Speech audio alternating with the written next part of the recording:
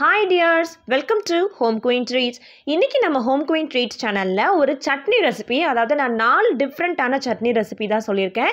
எப்போதுமே இட்லி தோசைக்கு வெறும் தேங்காய் சட்னி அப்புறம் வெங்காய சட்னி அரைக்கிறத தவிர்த்து வேற என்னதான் சட்னி அரைக்கிறது அப்படின்னு இல்லத்தரசிகள் ஹோம் குயின்ஸுக்கு ரொம்பவே கன்ஃபியூஷனா இருக்கும். நீங்களாம் கண்டிப்பா இந்த வீடியோ பார்த்து இப்படிலாம் கூட சட்னி அரைக்கலாமா அப்படின்னு ரொம்பவே ஆச்சரியப்படுற அளவுக்கு 4 வித்தியாசமான சட்னி ரெசிபி தான் இன்னைக்கு நான் உங்க கூட ஷேர் பண்ணியிருக்கேன். இந்த சட்னி ரெசிபிஸ் எல்லாமே என்னோட அம்மா அவங்களே யோசிச்சு பண்ண இந்த ரெசிபி தான். ஸோ இந்த சட்னி எங்கள் ஃபேமிலியில் எல்லாத்துக்குமே ரொம்ப ஃபேவரட். அந்த 4 ரெசிபியை தான் உங்க கூட நான் ஷேர் பண்ணியிருக்கேன். ஸோ இந்த மாதிரி டிஃப்ரெண்ட்டாக அரைச்சி கொடுக்கும் போது இதில் இருக்கிற சத்தும் கூட உங்கள் குழந்தைங்களுக்கு கிடைக்கும். ஸோ வாங்க இப்போ வீடியோக்குள்ளே போகலாம். அதுக்கு முன்னாடி நீங்கள் இப்போ தான் ஃபஸ்ட் டைம் என்னோட சேனல் பார்க்குறீங்க அப்படின்னா கீழே இருக்கிற சப்ஸ்கிரைப் பட்டனை கிளிக் பண்ணிக்கோங்க. ஸோ நான் போடுற இந்த மாதிரி யூஸ்ஃபுல் வீடியோ உங்களுக்கு நோட்டிஃபிகேஷன் வரும். சட்னி நம்பர் 1. ஸோ இன்னைக்கு நான் எந்த சட்னி அரைக்க போகிறேன் அப்படின்னு பார்த்தீங்கன்னா சௌச்சௌ காய் சட்னி. பேர் கேட்கும் போதே டிஃப்ரெண்ட்டாக இருக்கும். எஸ், சௌச்சௌ காய் வச்சு கூட சட்னி அரைக்க முடியும். ரொம்ப டேஸ்ட்டாக இருக்கும். இட்லிக்கும் தோசைக்கும் தொட்டு சாப்பிடலாம். அதுக்கு நான் இன்னைக்கு 3 வெங்காயம், 1 தக்காளி, அப்புறம் 2 பச்சை மிளகாய், அரை காய் சௌச்சவும், கொஞ்சமாக இஞ்சி பூண்டு கொத்தமல்லி தலைகள் எடுத்துக்கிட்டேன். ஸோ இப்போ கடாயை வச்சு கடாய் சூடானதுக்கப்புறம் 2 டேபிள் ஸ்பூன் போல் நான் எண்ணெய் சேர்த்துக்கிறேன்.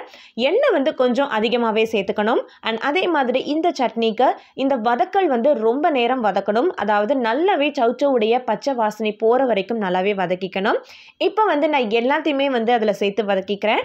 2 வெங்காயம், 1 தக்காளி, 2 பச்சை மிளகாய், சௌச்சௌ காய் ஒரு அரை போல் தோல் செத்தி எடுத்திருக்கேன். புதினா கொத்தமல்லி தலைகள் கொஞ்சமாக எடுத்திருக்கேன்.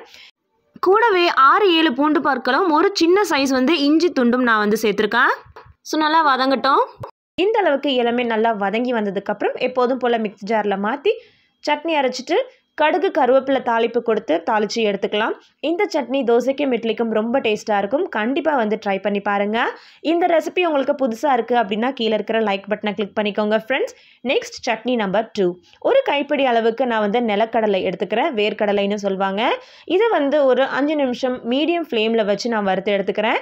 வறுத்து எடுத்ததுக்கப்புறம் அதோடைய தோல் எல்லாத்தையுமே நான் நீக்கி வெறும் பயிர் மட்டும் நான் எடுத்துக்கிறேன். அண்ட் அதுக்கப்புறம் ஒரு மிக்ஸி ஜாரில் 2 பச்சை மிளகாய் சேர்த்துக்கிறேன். உங்கள் ஃபேமிலியில் எத்தனை பேர் இருக்காங்களோ அதுக்கு ஏற்ற மாதிரி தேங்காய் பத்தைகள் சேர்த்துக்கலாம். ஸோ இது கூட ஒரு 5-6 பூண்டு பற்கள் சேர்த்துக்கிறேன். ஒரு சின்ன சைஸ் இஞ்சி சேர்த்துக்கிறேன். அண்ட் இது கூட பார்த்தீங்கன்னா நம்ம ஃபஸ்ட்டு ஓட்டி எல்லாத்தையுமே எடுத்துக்க போகிறோம். ஏன்னா எல்லாமே சேர்த்து மையும் போது ஒரு சிலது மையாது. இப்போ பாருங்கள், அதை ஓட்டி எடுத்ததுக்கப்புறம் நான் தோல் எடுத்து இந்த நிலக்கடலையை இது கூட சேர்த்துக்கிறேன். அண்ட் இது கூடவே 1 டேபிள் ஸ்பூன் போல் நான் பொட்டுக்கடலை சேர்த்துக்கிறேன். இந்த சட்னிக்கு தேவையான உப்பு சேர்த்துட்டு நல்லாவே தண்ணி ஊற்றி நான் அரைச்சி எடுத்துக்கிறேன். ஸோ இந்த சட்னி ரெசிபி டிஃப்ரெண்ட்டாக இருக்கும். கண்டிப்பாக இந்த மாதிரி ட்ரை பண்ணுங்கள். எப்போதுமே பொட்டுக்கடலை சட்னி, தேங்காய் சட்னி அரைச்சி கொடுக்காம இந்த மாதிரி டிஃப்ரெண்ட்டாக நீங்கள் பண்ணி கொடுக்கும்போது உண்மையிலே எல்லோரும் விரும்பி சாப்பிடுவாங்க. போரும் அடிக்காத. ஸோ இதுக்கும் அதே மாதிரி கடுகு கருவேப்பிலை தாளிப்பு கொடுத்து நீங்கள் இறக்கிட்டிங்கன்னா ரெடி. Next chutney number 3. பீக்கங்காய் சட்னி அப்படின்னு எங்கள் அம்மா சொல்லுவாங்க. ரொம்பவே டேஸ்ட்டாக இருக்கும். இந்த பீக்கங்காயோட தோல் நான் ஃபஸ்ட்டு செத்தி எடுத்துக்கிறேன். அந்த தோல் வச்சு இன்னொரு துவையல் பண்ணலாம். அதை நான் நெக்ஸ்ட் வீடியோவில் கண்டிப்பாக காமிக்கிறேன். ஸோ அந்த பீக்கங்காயை நான் சின்ன சின்னதாக கட் பண்ணி எடுத்துக்கிட்டேன். இப்போ இந்த பீக்கங்காய் சட்னி எப்படி பண்ணுறது அப்படின்னு நான் காமிக்கிறேன். இதுக்கும் எண்ணெய் கொஞ்சம் தேவைக்கு அதிகமாகவே சேர்த்துக்கணும். இதுக்கு நான் இன்றைக்கி பார்த்தீங்கன்னா காரம் கொஞ்சம் அதிகமாக இருந்தால் தான் இந்த சட்னி நல்லாயிருக்கும். ஸோ 4 பச்சை மிளகாய் நான் சேர்த்துக்கிறேன். அண்ட் இது கூடவே பார்த்தீங்கன்னா 2 பெரிய மீடியம் சைஸ் வெங்காயம் சேர்த்துருக்கேன். அண்ட் இந்த வெங்காயத்து கூடவே நான் இன்றைக்கி அடுத்தது என்ன சேர்க்க போகிறேன்னு பார்த்தீங்கன்னா தக்காளி ஒரே ஒரு தக்காளி சேர்த்துக்கிட்டா போதும். ஸோ இப்போ இருக்கிற தக்காளி விலையில் இந்த மாதிரி சட்னிலாம் அரைக்கும் போது உங்களுக்கு ரொம்பவே தக்காளி சேவிங்ஸ் ஆகும். ஸோ வெங்காயம் 2 போல் எடுத்திருக்கேன். சின்ன வெங்காயமாக இருந்துச்சுன்னா 3 வெங்காயம் எடுத்துக்கலாம். அண்ட் நான் தக்காளி சேர்த்ததுக்கப்புறம் இன்றைக்கி ஒரு பீக்கங்காயை தோல் சேர்த்து இந்த மாதிரி குட்டி குட்டியாக கட் பண்ணியிருக்கேன். ஸோ அதையும் சேர்த்துக்கிறேன். நான் முன்னவே சொன்ன மாதிரி சௌச்சௌ காய் சட்னிக்கும் பீக்கங்காய் சட்னிக்கும் எண்ணெய் கொஞ்சம் அதிகமாக தேவைப்படும். அண்ட் அதே மாதிரி வதக்கல் பார்த்தீங்கன்னா 10லேருந்து 15 நிமிஷம் நல்லாவே வதக்கி எடுத்துக்கணும். ஸோ இதுவும் இந்த மாதிரி நல்லா வதங்கி எடுத்ததுக்கப்புறமா மிக்ஸ் ஜாரில் மாற்றிக்கலாம். அதே மாதிரி கடுகு தாளிப்பு கொடுத்து கருவேப்பிலை தாளிப்பு கொடுத்து நம்ம இறக்கிடலாம். இந்த சட்னி கண்டிப்பாக உங்களுக்கு பிடிக்கும். பீக்கங்காயுடைய ஹெல்த் பெனிஃபிட்ஸ் எல்லாமே நமக்கு தெரியும். பட் குழந்தைங்களுக்கோ பெரியவங்களுக்கோ அது கொடுக்கும்போது நிறைய பேத்துக்கு பிடிக்காத.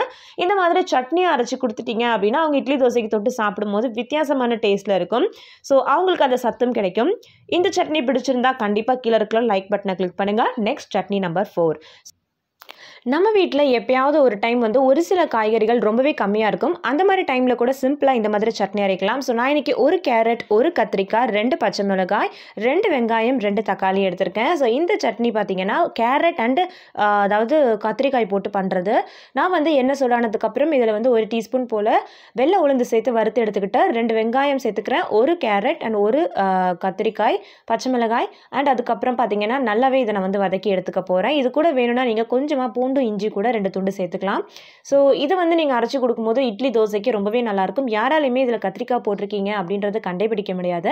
கேரட்டில் இனிப்பு இருக்கிறதுனால மிளகா வந்து 2 சேர்த்துக்கிறதுனால காரம் உங்களுக்கு கரெக்டாக இருக்கும். ஸோ இதுக்குமே எண்ணெய் வந்து கொஞ்சம் அதிகமாக சேர்த்துக்கிட்டு அண்ட் அதே மாதிரி ஒரு 15 நிமிஷம் போல் வதக்கி எடுத்துக்கோங்க. எப்போதுமே சட்னி வந்து பார்த்திங்கன்னா ரொம்ப வந்து நைஸாக வந்து ஸ்மூத்தாக பேஸ்ட் மாதிரி அரைச்சிடக்கூடாது. ஸோ கொஞ்சம் நொறுநொறுப்பாக இருந்தால் தான் சட்னி ரொம்பவே நல்லாயிருக்கும்.